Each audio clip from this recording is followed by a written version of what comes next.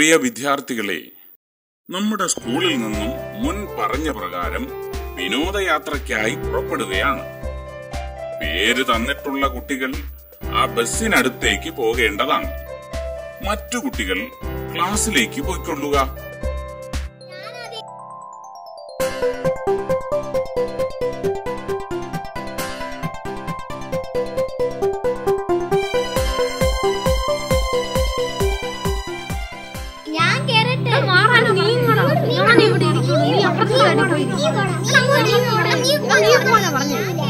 ണ്ടാക്കാതെ ഓരോരുത്തരായി കയറുക.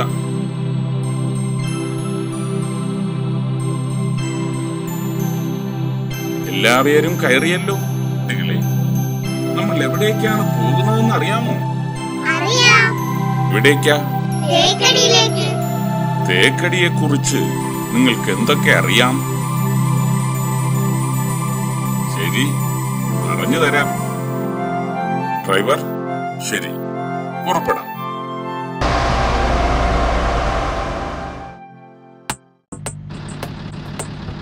പ്രകൃതി വളരെ മനോഹരമായി അലങ്കരിച്ചു വച്ചിരിക്കുന്ന ഒരു പ്രദേശത്തേക്കാണ് നമ്മൾ പോകുന്നത്.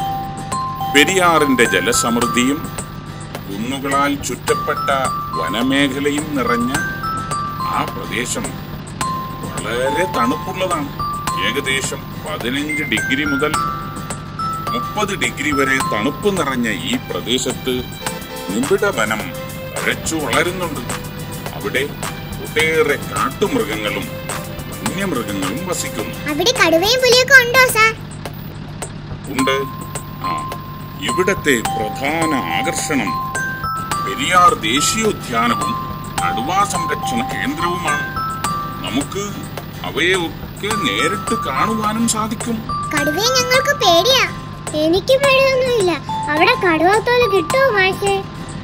ഗോപുവിനെന്തിനാ കടുവാത്തോൽ? വെറുതെ ഒരു രസത്തിന് വീട്ടിൽ തൂക്കിയിടാനാ. കടുവാത്തോൽ എടുക്കുന്നതും സൂക്ഷിക്കുന്നതും ശിക്ഷാർഹമാണ്.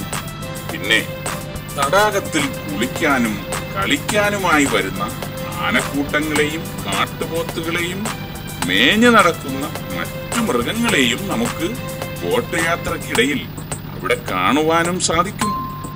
പെരിയാർ നാഷണൽ പാർക്ക് മനുഷ്യനിർമ്മിതമായ തടാകത്താൽ ചുറ്റപ്പെട്ട് കിടക്കുന്നു. കുഞ്ഞുങ്ങളെ, ഇതുപോലെ മനോഹരമായ ഒട്ടേറെ കാഴ്ചകൾ ഈ യാത്രക്കിടയിൽ നമുക്ക് കാണുവാൻ സാധിക്കും. ഇതൊക്കെ നമ്മൾ മനസ്സിൽ സൂക്ഷിച്ചു വെക്കേണ്ടുന്ന അറിവുകളാണ്.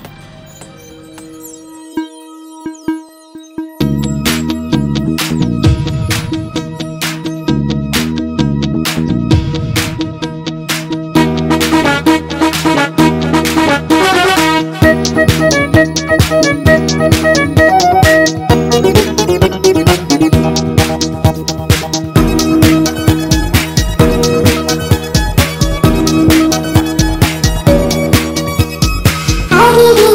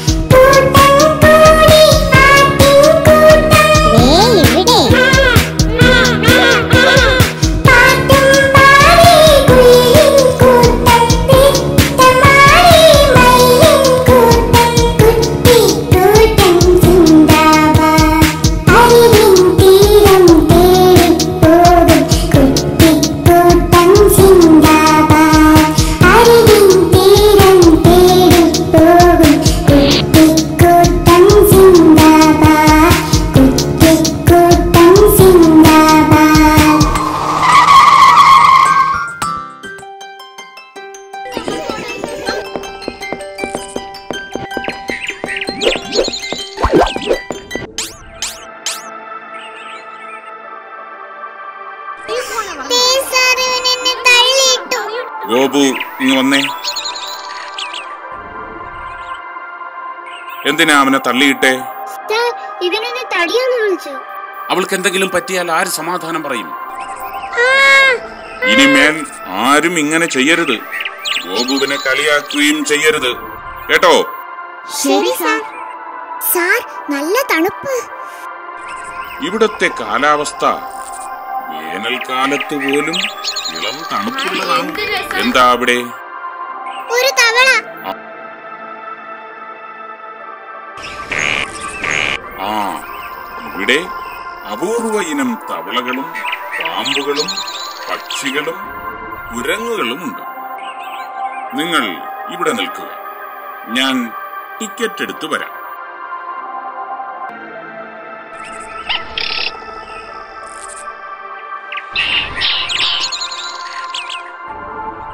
ഏയ്, അതിനടുത്തേക്ക് ആരും പോകരുത്. ചിലപ്പോൾ അത് ഉപദ്രവിക്കും. ഇവിടെ ജലയാത്ര മാത്രമല്ല, ആനസവാരിയും ഇവിടത്തെ പ്രത്യേക ആകർഷണമാണ്. നമുക്ക് ആനപ്പുറത്ത് കയറാൻ പറ്റുമോ സാർ?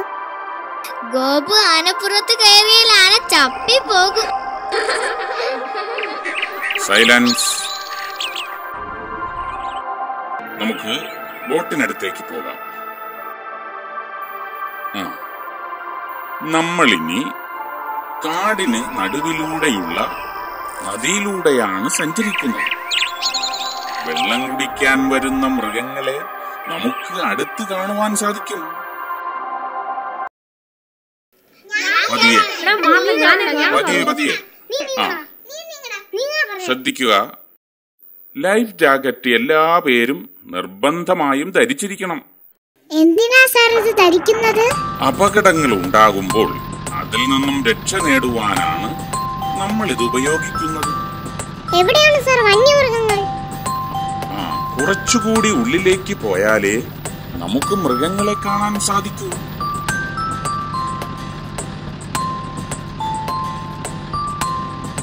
എന്തിനാ സാർ ഈ കമ്പുകൾ നാട്ടിയിരിക്കുന്നത്? ഇത് ആരും നാട്ടിയതല്ല. കാലങ്ങളായി നദിയിൽ അകപ്പെട്ടുപോയ വൃക്ഷങ്ങളും തേക്കിൻ കുറ്റികളുമാണ്. ഇവിടെ നീർക്കാക്കകളുടെയും ഒട്ടേറെ പക്ഷികളുടെയും ആവാസ കേന്ദ്രമാണ്.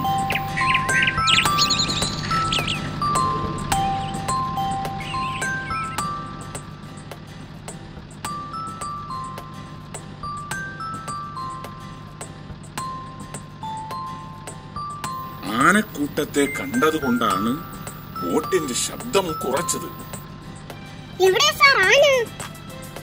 അതാ അവിടെ. അരുത് അരുത്, എല്ലാവരും ഒരു സൈഡിലേക്ക് പോകരുത്. അത് അപകടമാണ്. അവരവരുടെ സീറ്റിലിരുന്ന് കാഴ്ചകൾ കാണേണ്ടതാണ്.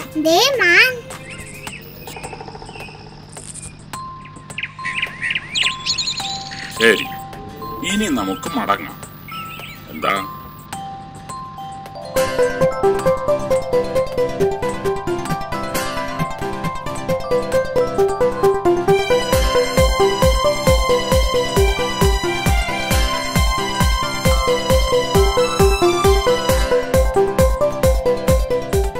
നക്ഷത്രങ്ങൾ, ഗ്രഹങ്ങൾ ഇവയൊക്കെ കുറിച്ച് പഠിക്കാനും അറിയാനുമാണ് നമ്മൾ പോകുന്നത്. നക്ഷത്രങ്ങളെ കുറിച്ച് നിങ്ങൾക്ക് എന്തെങ്കിലും അറിയാമോ? Silence, silence. ഗോപു പറയട്ടെ.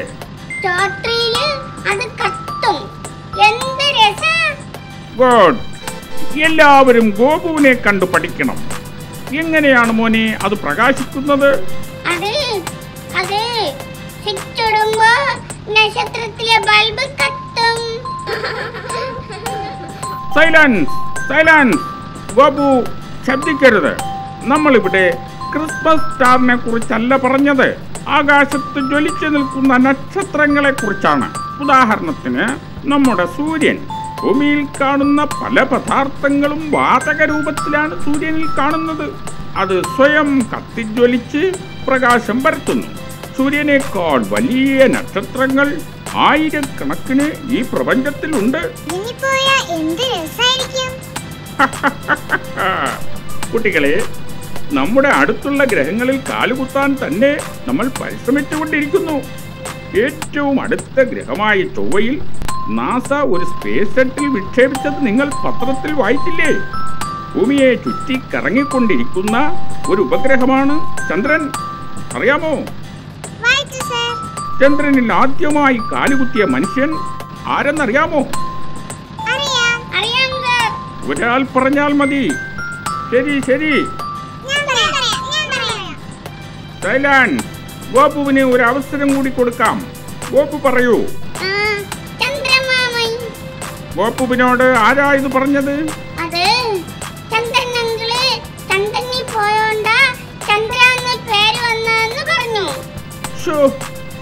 എന്തബദ്ധമാണിത്.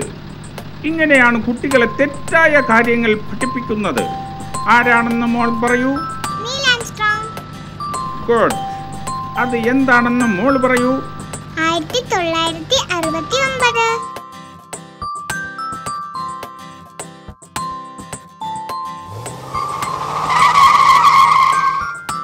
ഹായ്, എന്ത് രസാ, എന്ത് ഭംഗിയാ. ബഹളമുണ്ടാക്കാതെ ഓരോരുത്തരായി ഇറങ്ങുക. ഹായ്, എന്ത് ഭംഗി, എന്ത് രസം. ആരും അതിലൊന്നും തുടരുത്. നേരത്തെ വിളിച്ച് പറഞ്ഞിരുന്നത് കൊണ്ട് എല്ലാം അറേഞ്ച് ചെയ്തിട്ടുണ്ട്. Very thanks.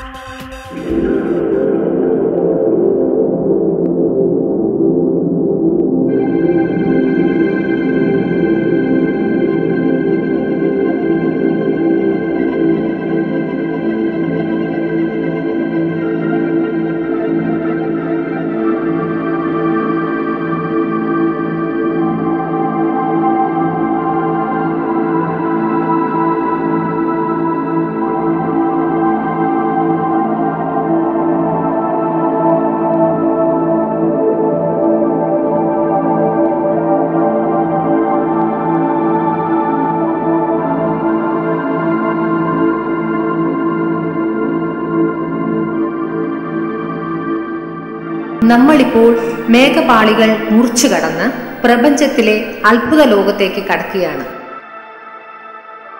പ്രപഞ്ചം ഒരു മാസ്മരിക ലോകമാണ്. ഒരുപാട് രഹസ്യങ്ങളുടെയും അത്ഭുതങ്ങളുടെയും കലവറ. നമ്മളിപ്പോൾ കാണുന്ന നക്ഷത്രക്കൂട്ടങ്ങളെ ഗാലക്സികൾ എന്നറിയപ്പെടുന്നു. എണ്ണിയാൽ തീരാത്തത്ര ഗാലക്സികൾ പ്രപഞ്ചത്തിൽ സ്ഥിതി ചെയ്യുന്നു. പല ആകൃതിയിൽ നമുക്കിവയെ കാണുവാൻ സാധിക്കും. അണ്ഡാകൃതി, ഗോളാകൃതി, സർപ്പിളാകൃതി, ചിലപ്പോൾ ഇവയെ കൂട്ടമായും കാണുവാൻ സാധിക്കും.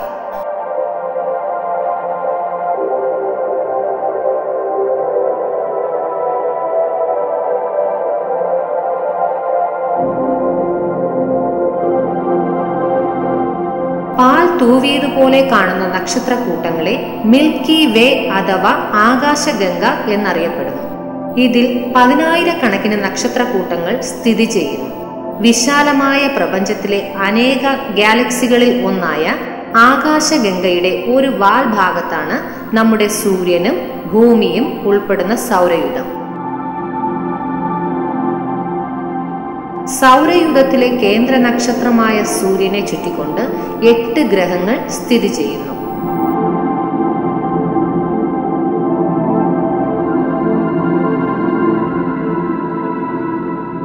സൗരയുദ്ധത്തിന്റെ മധ്യത്തിൽ സ്ഥിതി ചെയ്യുന്ന അഗ്നിഗോളമാണ് സൂര്യൻ.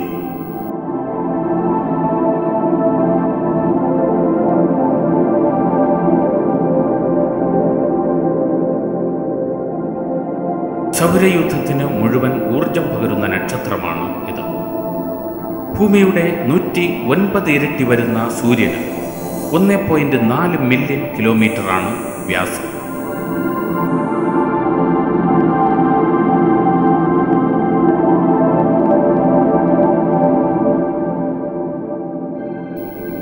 സൂര്യനോട് ഏറ്റവും അടുത്ത ഭൗമഗ്രഹമാണ് ബുധൻ.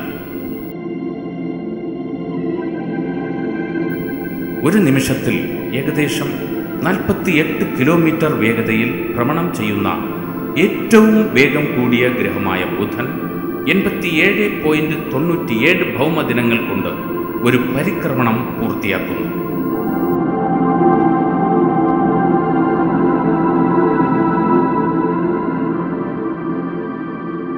വളരെ ഉയർന്ന ഉപരിതല താപനിലയും ഓക്സിജന്റെ അഭാവവും ബുധനിൽ ജീവന്റെ നിലനിൽപ്പ് അസാധ്യമാക്കുന്നു.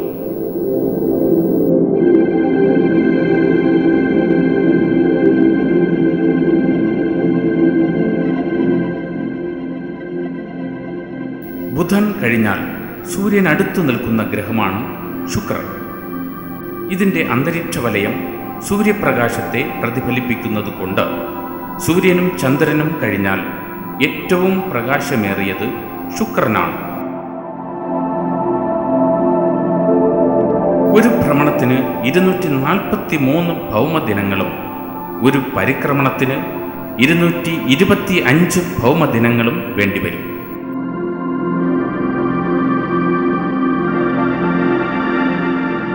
സൗരയൂഥത്തിലെ ഏറ്റവും ചൂട് കൂടിയ ഗ്രഹമായ ശുക്രനിലെ ഉയർന്ന താപനില ഏകദേശം 48 ഡിഗ്രി സെൽഷ്യസ് വരെ എത്താറുണ്ട്.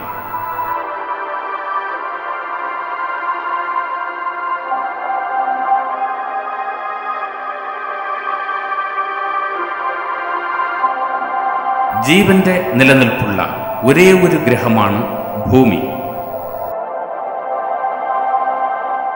സൂര്യനിൽ നിന്നുള്ള അകലത്തിൽ ഭൂമി 3-ാം സ്ഥാനത്ത് നിൽക്കുന്നു. 23.56 മണിക്കൂർ കൊണ്ട് ഭൂമി ഒരു തവണ സ്വന്തം അച്ചുതണ്ടിൽ ഭ്രമണം ചെയ്യുന്നു. സൂര്യനു ചുറ്റും ഒരു പരിക്രമണം പൂർത്തിയാക്കാൻ ഭൂമിക്ക് 365.26 ദിവസങ്ങൾ വേണം.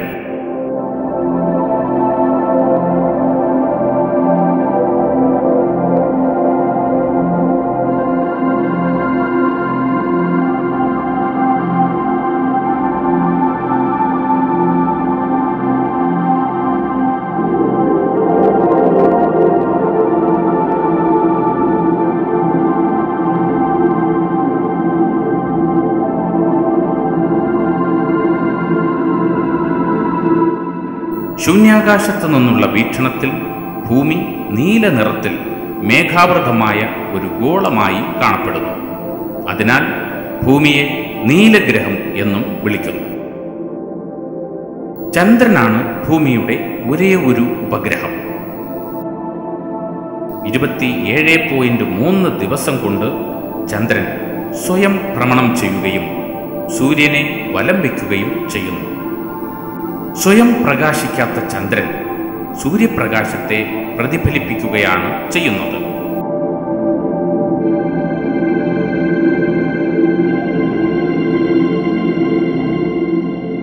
ചിലപ്പോൾ സൂര്യനും ചന്ദ്രനും ഭൂമിയും ഒരേ നേർരേഖയിൽ എത്താറുണ്ട്. ഇതാണ് ഗ്രഹണം. ചുവന്ന ഗ്രഹം എന്ന് വിളിക്കപ്പെടുന്ന ചൊവ്വ സൂര്യനിൽ നിന്നുള്ള അകലത്തിൽ 4-ാം സ്ഥാനത്ത് നിൽക്കുന്ന ശിലാഗ്രഹമാണ്. അന്തരീക്ഷത്തിലെ ധൂളി പടലങ്ങളുടെ സാന്നിധ്യം ചൊവ്വയുടെ ആകാശത്തിന് പിങ്ക് നിറം നൽകുന്നു.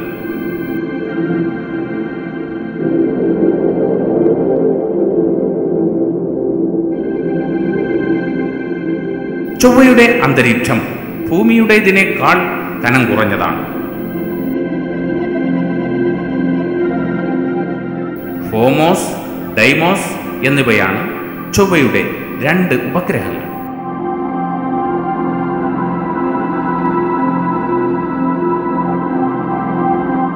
സൗരയൂഥത്തിലെ ഏറ്റവും വലിയ ഗ്രഹമാണ് വ്യാഴം. സൂര്യനിൽ നിന്നുള്ള അകലത്തിൽ 5ാമത് നിൽക്കുന്ന ഗ്രഹമാണ് ഈ വാതകഭീമൻ. ഭൂമിയേക്കാൾ 11 മടങ്ങ് കൂടുതലാണ് ഇതിന്റെ വ്യാസം. 10 മണിക്കൂർ കൊണ്ട് ഒരു ഭ്രമണം പൂർത്തിയാക്കി ഭ്രമണവേഗത്തിൽ 1ാം സ്ഥാനത്ത് നിൽക്കുന്നു.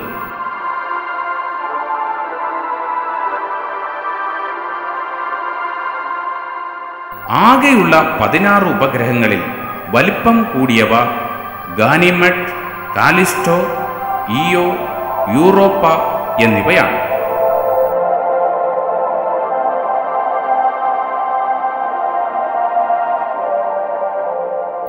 വലിപ്പത്തിൽ 2ാമതും സൂര്യനിൽ നിന്നുള്ള അകലത്തിൽ 6ാമതും നിൽക്കുന്ന ഗ്രഹമാണ് ശനി. ഭൂമിയേക്കാൾ 9 മടങ്ങ് വലിപ്പമുള്ള ശനിയുടെ വ്യാസം 1,20,500 കിലോമീറ്ററാണ്. വർണ്ണപ്പകിട്ടാർന്ന ഒരു കൂട്ടം വളയങ്ങൾ ഈ ഗ്രഹത്തിനെ സൗരയൂഥത്തിലെ സുന്ദരനാക്കി മാറ്റുന്നു. മണിക്കൂറും 39 മിനിറ്റും കൊണ്ട് ഒരു ഭ്രമണം പൂർത്തിയാക്കുന്നു.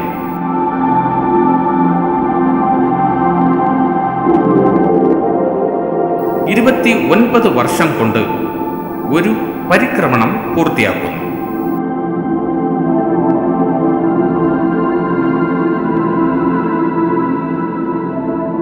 ടൈറ്റൻ, എൻസിലാഡസ്, ടെത്തിസ്, ഡയോൺ, മിമാസ് എന്നിവ ശനിയുടെ ചില ഉപഗ്രഹങ്ങളാണ്.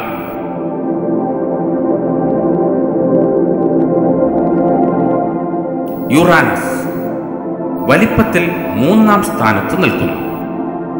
സൂര്യനിൽ നിന്നുള്ള അകലത്തിൽ 7ാം സ്ഥാനത്താണ് ഈ ഗ്രഹം. അച്ചുതണ്ട് 97 ഡിഗ്രി കോണിൽ ചരിഞ്ഞിരിക്കുന്നു എന്നതാണ് ഈ ഗ്രഹത്തിന്റെ പ്രത്യേകത.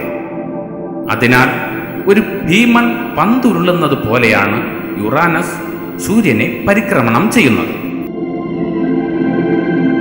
മറ്റ് ഗ്രഹങ്ങൾക്ക് വിപരീതമായാണ് ഈ ഗ്രഹം ഭ്രമണം ചെയ്യുന്നത്. അച്ചുതണ്ടിൽ ഭ്രമണം ചെയ്യാൻ 17 മണിക്കൂറും 8 മിനിറ്റും പരിക്രമണം പൂർത്തിയാക്കാൻ 84 വർഷവുമാണ് യുറാനസിന്റെ കാലയളവ്.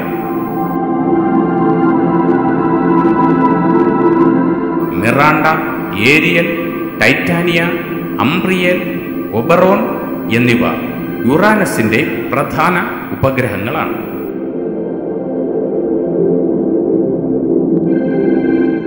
സൂര്യനിൽ നിന്നും 4500 മില്യൺ കിലോമീറ്റർ ദൂരെ നിൽക്കുന്ന നെപ്റ്റ്യൂൺ ഏറ്റവും അകലെയുള്ള ഗ്രഹമാണ്.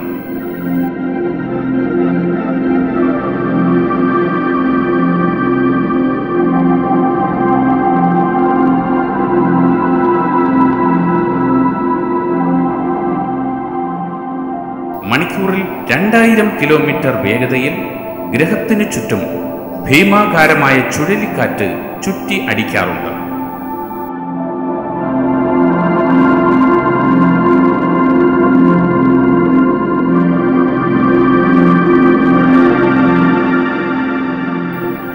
മണിക്കൂർ 7 മിനിറ്റ് കൊണ്ട് ഒരു ഭ്രമണവും 165 വർഷങ്ങൾ കൊണ്ട് സൂര്യനു ചുറ്റും ഒരു പരിക്രമണവും നെപ്റ്റ്യൂൺ പൂർത്തിയാക്കുന്നു.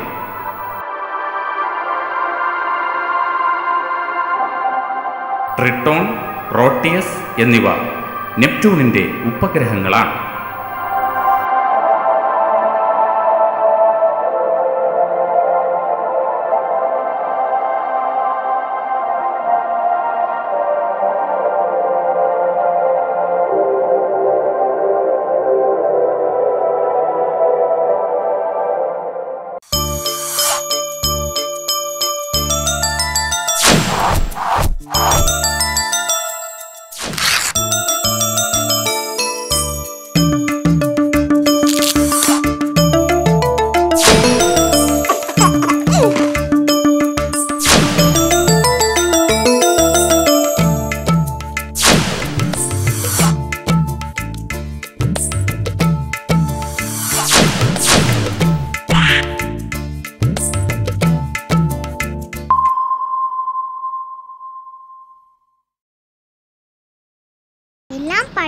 ഉള്ളതാ. എന്ത് രസായിരുന്നു. ശരിക്കും ആകാശത്ത് പോയതുപോലെ തന്നെ. എനിക്കിഷ്ടപ്പെട്ടത് വേഴത്തെയാ. എനിക്കിഷ്ടപ്പെട്ടത് ഭൂമിയാ. പിന്നെ സൂര്യനെ എനിക്കിഷ്ടം. സൂര്യനല്ലേ നമുക്ക് വെളിച്ചവും ഊർജവും ഒക്കെ തരുന്നത്. നമ്മൾ എവിടേക്കാണ് പോകുന്നതെന്ന് അറിയാമോ? അറിയില്ല സാർ. നേരം സന്ധ്യയായി. നമുക്കിനി വിശ്രമിച്ച ശേഷം നാളെ തിരിക്കാം. എന്താ? നമ്മൾ വിശ്രമിക്കുന്നത് വല്ല മടച്ചുവെട്ടലുമാണോ സാർ? നമ്മൾ ഇന്ന് അടുത്തുള്ള ഹോട്ടലിൽ ഭക്ഷണം കഴിച്ച് ഡോർമെട്രിയിൽ താമസിച്ച് വിശ്രമിക്കും. അവിടെ നിലക്കെട്ടിലാണോ സാർ? നിലക്കട്ടിലോ? ഇങ്ങനെ നിലനിലായുള്ള കട്ടിൽ. ഓ, അങ്ങനത്തതായിരിക്കും. ആ, ലോഡ്ജെത്തി. ബഹളമുണ്ടാക്കാതെ ലഗേജ് എടുത്തിറങ്ങുക. എല്ലാവരും ഉറങ്ങിക്കൊള്ളുക. രാവിലെ എഴുന്നേൽക്കണം. ആ, ഗുഡ് നൈറ്റ്.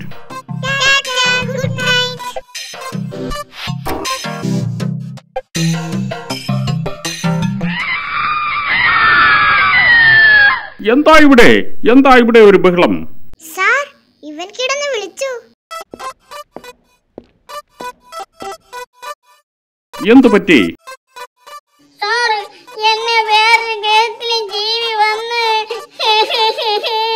ആ, ഗ്രഹങ്ങളെയും ജീവികളെയും ഓർത്തുകൊണ്ട് കിടന്നതല്ലേ?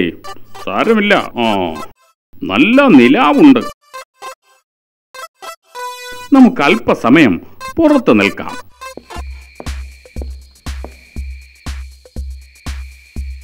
ഞാനൊരു കഥ പറയാം, അല്ലെങ്കിൽ ഒരു പാട്ട് പാടാം. എന്താ വേണ്ടത്? അപ്പോ എല്ലാ പേർക്കും കഥ മതി അല്ലേ? പണ്ട് യൂറോപ്പിലുണ്ടായ ഒരു നാടോടി കഥ പറയാം. ഒരിടത്ത് ഒരു വിധവയും പാവപ്പെട്ടവളുമായ ഒരു സ്ത്രീയും ജാക്കെന്നു പേരുള്ള മകനും ജീവിച്ചിരുന്നു.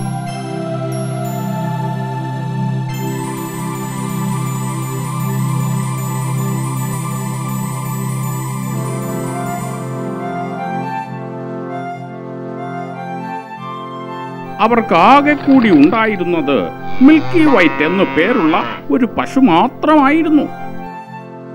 അതിന്റെ പാൽ വിറ്റാണ് അവർ കഴിഞ്ഞിരുന്നത്.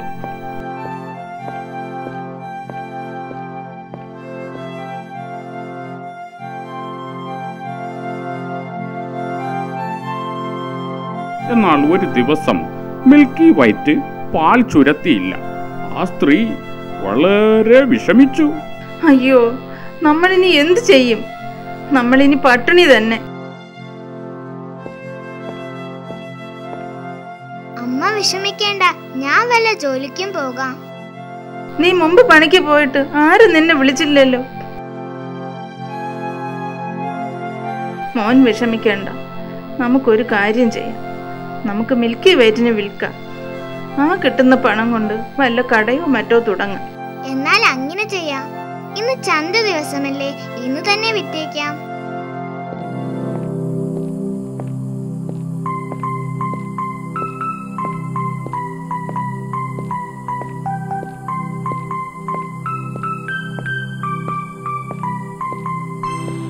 Hello Jack, good morning. എന്റെ പേര് നിങ്ങൾക്ക് എങ്ങനെ മനസ്സിലായി? അതൊക്കെ എനിക്കറിയാം. അതിരിക്കട്ടെ, എങ്ങോട്ടാണ് അതിരാവിലെ? ഈ പശുവിനെ വിൽക്കാൻ ചന്തയിൽ പോകുകയാണ്. ഇതിനെനിക്ക് തരാമോ? നല്ല വില തന്നാൽ നിങ്ങൾക്ക് തരാം. നിനക്ക് ഞാൻ വിലയായ അമൂല്യമായ സമ്മാനമാണ് തരാൻ പോകുന്നത്. ഈ അത്ഭുത വസ്തു നിനക്ക് തരാൻ ഞാൻ തയ്യാറാണ്. ഈ അമരപ്പയറിനോ? വേറെ പണി നോക്ക്. ഹേ ജാക്ക്, ഇതിന്റെ പ്രത്യേകത എന്താണെന്ന് നിനക്കറിയാമോ? ഇന്ന് രാത്രി ഇത് നടുകയാണെങ്കിൽ നാളെ രാവിലെ ഇത് ആകാശത്തോളം വളർന്നിരിക്കും. ശരിക്കും നിങ്ങൾ ഇങ്ങനെ നുണ പറയരുത്, നാണക്കേടാണ്. ശരിക്കും ഇതിങ്ങനെയാണ്. ആകാശത്തോളം വളർന്നില്ലെങ്കിൽ നിനക്ക് നിന്റെ പശുവിനെ തിരികെ വാങ്ങാം. വിശ്വസിക്കൂ കുട്ടി. ഇത് വളർന്നില്ലെങ്കിൽ പശുവിനെ ഞാൻ തിരികെ വാങ്ങും.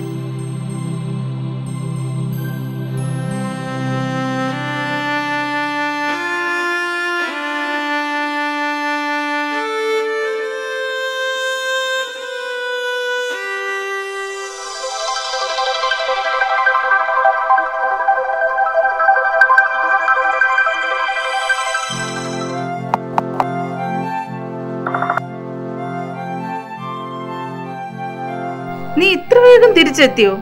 നിനക്ക് പശുവിന് വിൽക്കാൻ കഴിഞ്ഞില്ലേ അല്ലേ? നമ്മുടെ കഷ്ടകാലം. അല്ലമ്മേ, ഞാൻ വിറ്റിട്ടാ വന്നത്. ആ, എത്ര പണം കിട്ടി മോനെ? അതമ്മയ്ക്ക് ഒരിക്കലും ഊഹിക്കാനേ പറ്റില്ല. അങ്ങനെ പറയരുത്, അമ്മയുടെ പൊന്നു കൂട്ടനല്ലേ. 5 പൗണ്ട്, 10, 15, എന്തായാലും 20 കിട്ടില്ല. ഞാൻ പറഞ്ഞില്ലേ അമ്മയ്ക്ക് ഊഹിക്കാനേ പറ്റില്ലെന്ന്. ഈ അമരപ്പയറിന് വിറ്റു എന്ന് പറഞ്ഞാൽ അമ്മ എന്തു പറയും? ഇത് മന്ത്രശക്തിയുള്ളതാണ്. എന്ത്? നീ ഇത്ര മണ്ടനായി പോയല്ലോ. കഴുത, പടുവിഡി, എന്റെ മിൽക്കി വെയിറ്റിനെ നീ വെറുതെ കളഞ്ഞല്ലോ. ഇത്ര നല്ല ഒരു പശു ഈ നാട്ടിലുണ്ടായിട്ടില്ല. അതിനെ അവൻ അമരപ്പയറിന് കൊടുത്തുപോലും. കൂടെ എന്റെ മുമ്പിൽ നിന്ന്. അവന്റെ ഒരു മാണിക്യം.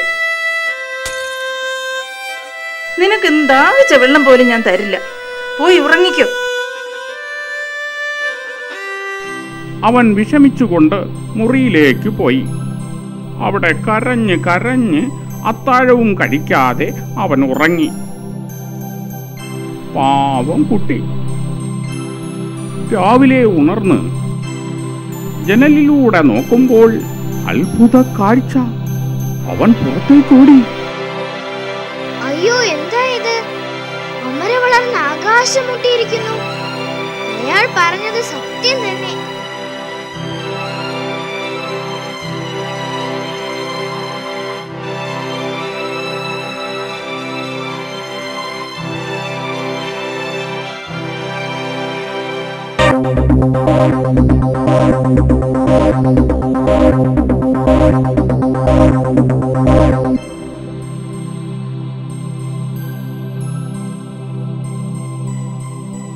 ഗുഡ് മോർണിംഗ് അമ്മേ. എനിക്ക് വല്ലാതെ വിശക്കുന്നു. വലുതും തരുമോ? കഴിക്കാൻ എന്തെങ്കിലുമോ?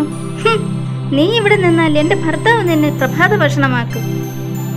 അദ്ദേഹം ഒരു രാക്ഷസനാണ്. ചെറിയ മനുഷ്യ കുഞ്ഞുങ്ങളാണ് അയാൾക്ക് ഇഷ്ടം. നീ ഇവിടെ നിന്ന് രക്ഷപ്പെടാൻ നോക്കിക്കോ, അല്ലെങ്കിൽ നിന്നെ അദ്ദേഹം ശാപ്പിടും. ഓ അമ്മേ, എന്തെങ്കിലും തരൂ. ഇന്നലെ കാലത്ത് മുതൽ ഈ സമയം വരെ ഞാൻ ഒന്നും കഴിച്ചിട്ടില്ല. വിശപ്പ് കൊണ്ട് ചാവുന്നത് പോലെ തന്നെയാണ് വറുത്തു കൊല്ലുന്നത്. ഓഹോ, നീ ഒരു നല്ല കുട്ടിയാണെന്ന് തോന്നുന്നു. ശരി, അടുക്കളയിലേക്ക് വന്നോളൂ.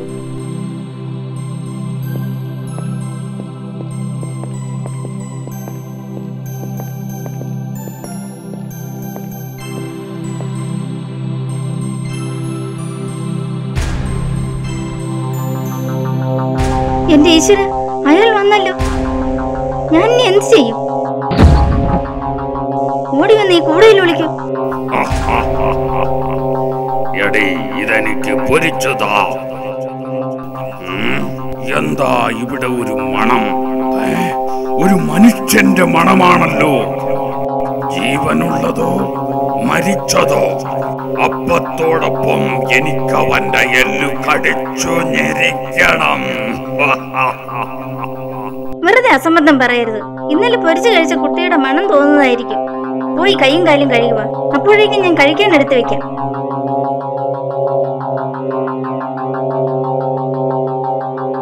ക്ഷമിക്കൂട്ടി, പ്രഭാത ഭക്ഷണത്തിന് ശേഷം അയാൾ ഉറങ്ങും. അപ്പോൾ നിനക്ക് രക്ഷപ്പെടാം.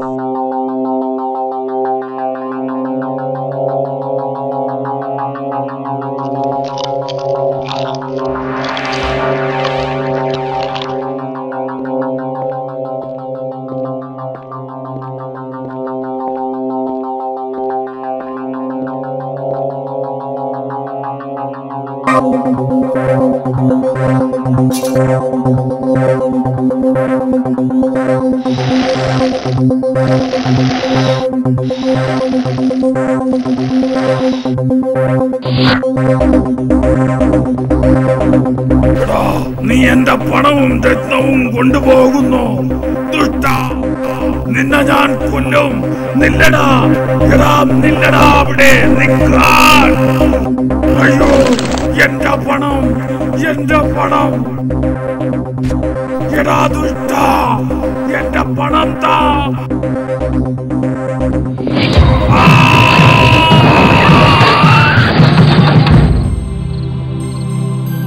പിന്നെ ആ അമ്മയും മോനും വലിയ സമ്പന്നരായി സുഖമായി ജീവിച്ചു. കഥ ഇഷ്ടമായോ?